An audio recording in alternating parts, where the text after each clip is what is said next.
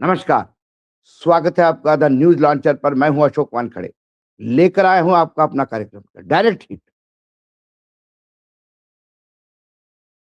उत्तराखंड राज्य छोटा है, लेकिन बड़ी मुसीबत बन के भाजपा पे टूट पड़ा है। 150 सेकंड का एक वीडियो फिर रिलीज़ हुआ और उर्मिला सेनावत, जिसने अंकिता भंडारी हत्याकांड को नया मोड़ दिया, उसका वो वीडियो जिसमें वो ऐलान करती है, 9 दिन बाद आ रही हूँ। वो वीडियो मार्केट में आते ही मोदी एंड कंपनी के पसीने छूट गए। दूसरी तरफ जिन लोगों के खिलाफ एफआईआर की थी, उनमें से कुछ लोग अदालत गए और अदालत ने भी झटका दिया। अंकिता भंडारी हत्याकांड में वीआईपी का नाम का खुलासा करने के बाद सियासी हलकों में हलचल मची है। मुख्यमंत्री पुष्कर सिंह धामी ने इस मामले पर प्रतिक्रिया देते हुए कहा कि मामले में दोषी किसी भी व्यक्ति को बख्शा नहीं जाएगा। वे अंकिता के पिता से बात करेंगे और बेटी को न्याय दिलाने के लिए जिस भी तरह की जांच की जरूरत होगी, उसकी पैरवी करेंगे।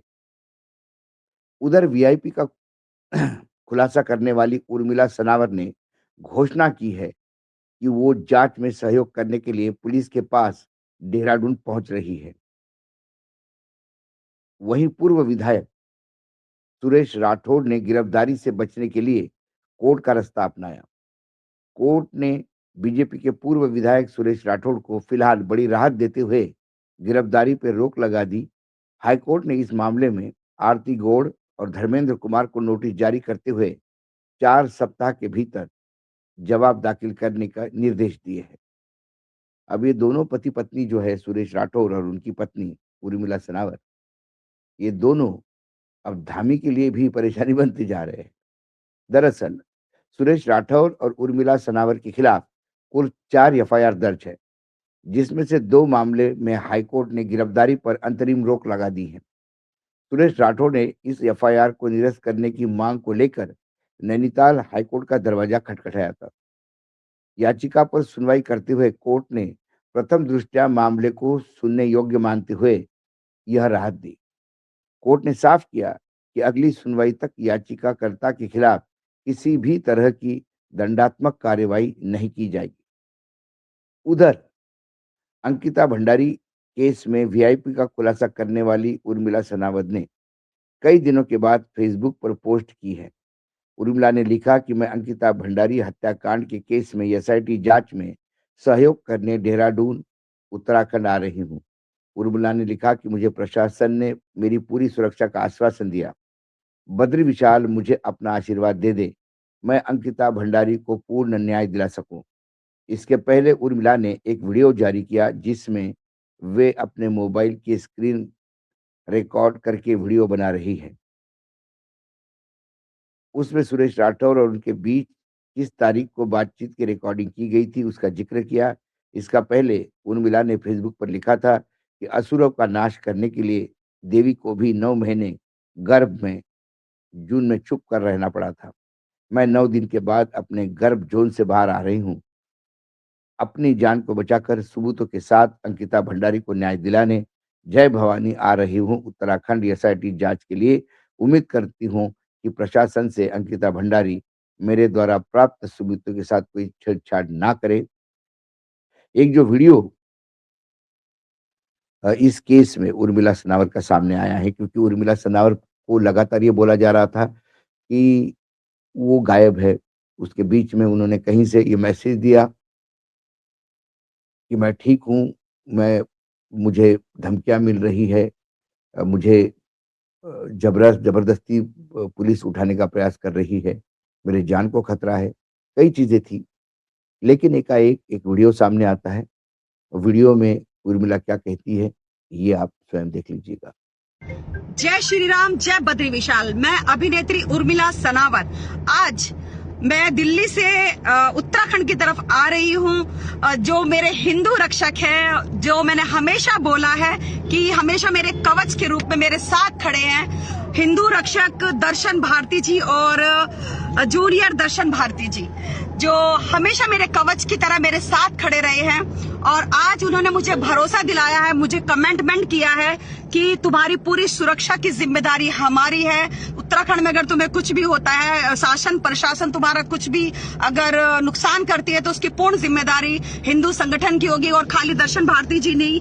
और मुझे पता है कि मैं इस समय उत्तराखंड की जनता के दिलों में वास कर रही हूँ, तो मैं आ रही हूँ एक एसआईटी जांच के लिए। जिस तरह से अब अंकिता भंडारी के न्याय के लिए लोग सड़कों पर उतर चुके, और मुझे लगता है कि मुझे अब सामने आना चाहिए था।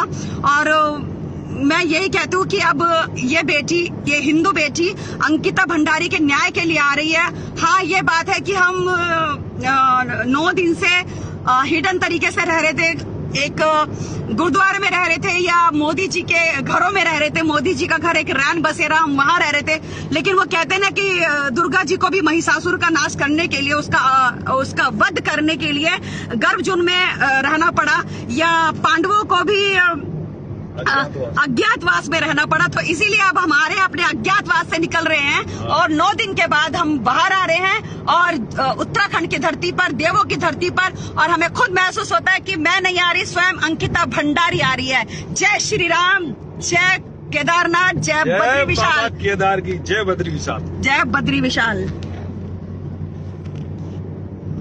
इस वीडियो को यदि आपने ध्यान से देखा तो वो हिंदूवादी लोगों के सुरक्षा में आने की बात कर रही है। उर्मिला ने वही बात कही और उसी बात का सहारा लिया जिसका सहारा ये राक्षस प्रवृत्ति के लोग, जिन्होंने अंकिता भंडारी के साथ कुकर्म करके उसकी हत्या की, वो कर रहे थे। वो भी जय श्री राम के नारे लगा रही है, वो भी जय बद्री विशाल के नारे लगा रही है, वो भी हिंदू संगठन उसकी सुरक्षा का जिम्मा लिया, ये बात कर रही है। और उसने बहुत ही तर्कपूर्ण बात की। उसने कहा कि पांडवों को भी कौरवों का नाश करने के पहले अज्ञातवास में जाना पड़ा। मैं भी अज्ञातवास में थी। उन्होंने कहा कि माँ दुर्गा 9 दिन तक संघर्ष करती रही और उसके बाद महिषासुर का सर्वनाश हुआ। क्या वाकई अब उर्मिला सनावर, जो इस केस की बहुत ही अहम कड़ी है, जिसके पास सबूतों का भंडार है, क्या वो दुर्गा बन के देहरादून वापस आ रही हैं? क्या महिषासुर का नाश होगा? ये कलयुग है। यदि महिषासुर के प्रवृत्ति के लोग ही सत्ता में उनको बचाने के लिए नराधमों को अपनी कमर कस के बैठे हो, तो फिर अंकिता भंडारी के न्याय के लिए लड़ाई और लड़नी होगी। ये पहली बार देखने को मिला है कि किसी अपराधी को सजा दिलाने के लिए पूरा उत्तराखंड रास्ते पे उतर आया। ये जन आंदोलन का एक रूप ले चुका है। राजनीतिक दल से लेके, सिविल सोसाइटी से लेके, युवा, खासकर महिलाओं का जो पार्टिसिपेशन है, उससे क्रोध दिखता है कि जिस उत्तराखंड को देवभूमि बोला जा रहा था, वहां दानव की उत्पत्ति कैसी हो रही है, या वहां दानव अपनी अय्याशी का अड्डा कैसे इस देवभूमि को बना चुके हैं। पुलिस भले ही कहे कि हमने केस सॉल्व किया, 3 लोगों को आजीवन कारावास हुआ, लेकिन तब भी बात वीआईपी की हो रही थी, क्योंकि जिनको पकड़े वो पैदे हैं।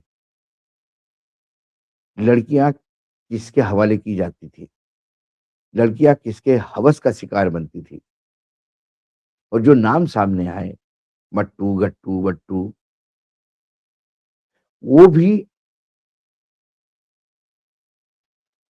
वो हिम शिखर का बस ऊपरी हिस्सा जैसा समुद्र में तैरते हुए दिखाई देता है। वही दिखाई देता है। क्योंकि इतना उत्तराखंड पूरा रास्ते के होने के बावजूद यदि दिल्ली चुप्पी साधी हुई है या शीर्ष नेतृत्व इसके बारे में एक शब्द भी बोलने को तैयार नहीं है, इसका मतलब ये मामला मट्टू-गट्टू तक नहीं, दिल्ली के बजरबट्टू भी बड़े इसमें शामिल होने चाहिए। क्या ये आज दिल्ली के बड़े नेताओं तक ना आए इसलिए दिल्ली चुप है? धामी ने बहुत दिनों के बाद मुँह खोला क्योंकि कोर्ट से भी सरकार को झटका लगा जब राठौड़ को ज़मानत मिली। कई चीज़ें हैं जो at a time Delhi, Bhajpa और धामी को हिट कर चुकी है। देखते हैं उर्मिला जी का बयान क्या होता है। उसको एक आशंका ज़रूर है कि वो सबूत जो देगी एसआईटी को, उसको उसके साथ छेड़छाड़ खानी हो सकती है। उर्मिला जी को चाहिए कि वो सबूत जनता के बीच में भी रख दे, ताकि जनता भी जाने कि चीज़ें क्या हैं। कल एसआईटी कहेगी कि हमें मिला ही नहीं या हमको बताया ही नहीं गया या ये झूठ बोलती है। इसके लिए जो एसआईटी को दिया, वो सारा का सारा जनता के बीच में भी होना चाहिए, ताकि फिर जंगल में मोर नाचा किसने देखा वाली बात हो जाएगी। मोर चौराहे पे नाचे तो दुनिया देखे। कई बार हमारे संपादक चैनल के कहते हैं कि क्या देवभूमि से ही अंत की शुरुआत होगी? लगता तो ऐसा ही है। जिस हिसाब से उत्तराखंड में अंकिता भंडारी हत्याकांड एक नया शेप ले रहा है। आज डायरेक्ट हिट में इतना ही। कल फिर आता हूँ किसी विषय के साथ। तब तक के लिए नमस्कार। देखते रहिएगा द न्यूज़ लॉन्चर।